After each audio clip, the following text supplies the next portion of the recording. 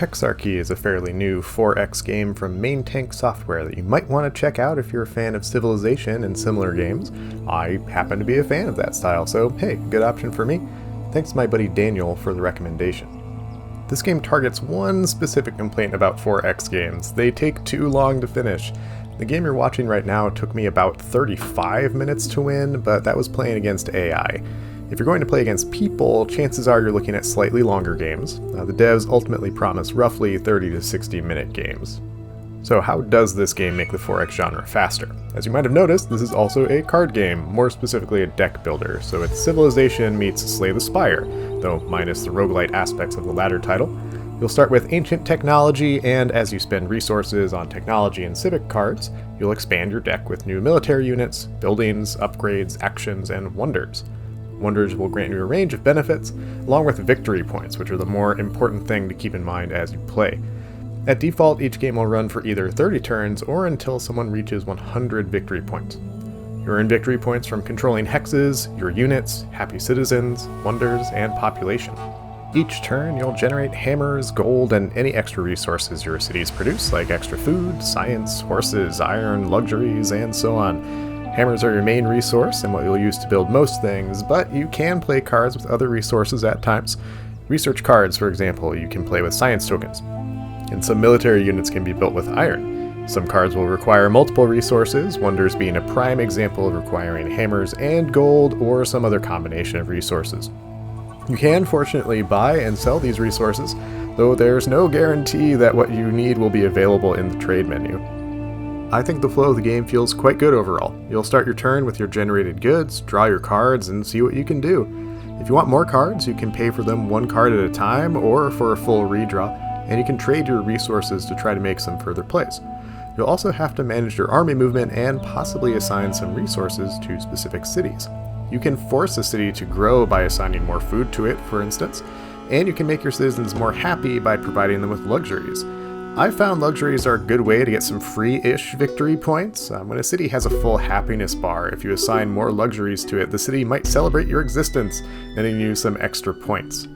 One key mechanic is burning cards. This will remove them from your deck forever and grant you extra hammers and sometimes science during that turn. You want to do this as you advance so you can get the cards you want more often. There's no reason to keep the warrior card when you have better options, for example. But you can also do away with some cards depending on what you've previously built. In this game, I built the Statue of Zeus, which allows all units to enter the game mobilized as opposed to needing to wait until the next turn to move. A turn or two later, I built a unit and want to move him right away, so I get my mobilized card ready and, oh wait, he's already mobilized. Well, thanks Zeus. I burn the mobilized card, clearing it from the deck and giving me more flexibility this turn.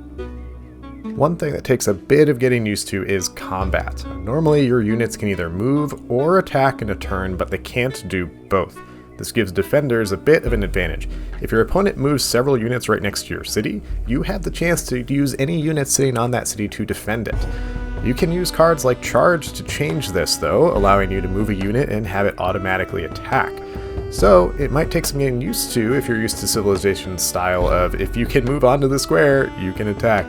It's not bad, just different, and it took me a bit to adapt to it. The final note about combat is that you are essentially at war with everyone immediately, so you can go straight for their cities if they build one in a spot that you desperately wanted early on. The same is true for your opponents though, so you may want to have a decent set of standby military. A weakness of mine in 4X games is that I don't focus enough on military units, so I found I needed to build more in this game to feel safe. I will say the AI on normal is not that tough to take down. I've started some games behind, and I've had some games where I was in a constant battle for one city, but it was always just one city and not a true threat from multiple fronts like you might see playing against real people. Once you get the hang of the mechanics, the AI might not be enough to keep you entertained. In this game, Persia north of me settled multiple cities, and I just steamrolled them, and no other AI did anything else to stop me. Fortunately, there are many ways to play, including this AI skirmish mode, online games, daily and weekly challenges, and a weekly campaign. Online play is a bit different, with combat taking place after a build phase, but I still like the flow of things there. It just takes a little bit of getting used to. I also like the rotating challenges that push you to think about how to maximize certain aspects of your civilization, like your population or victory points. Overall, I think this is a really easy recommendation for fans of the 4X genre. It does slow down a bit in the endgame as you're managing more cities and units and cards, but it's not terrible by any means. The tech tree seems to only go up to the late Renaissance period, with industrialization being one of the last techs to research. But I think that makes sense for a game designed to be finished in 30 to 60 minutes. The AI is quite easy to outscore on normal, so I'd recommend learning the game and then jumping into higher difficulties or online play. I'm excited to explore this one further and see what the devs have in store for us. I say, give Hexarchy a try, and remember to toss your citizens some luxuries every now and then. Thanks so much for watching this review. When I started this channel, it was mainly a speedrun dump, and that was about it, but I'm trying something a bit new right now with more reviews and discussion about what I'm playing and working on. I ran into a bit of a snag last week with a volume issue on the last video, sorry, but hey, live and learn, right? Thanks again, and I hope you have a great day.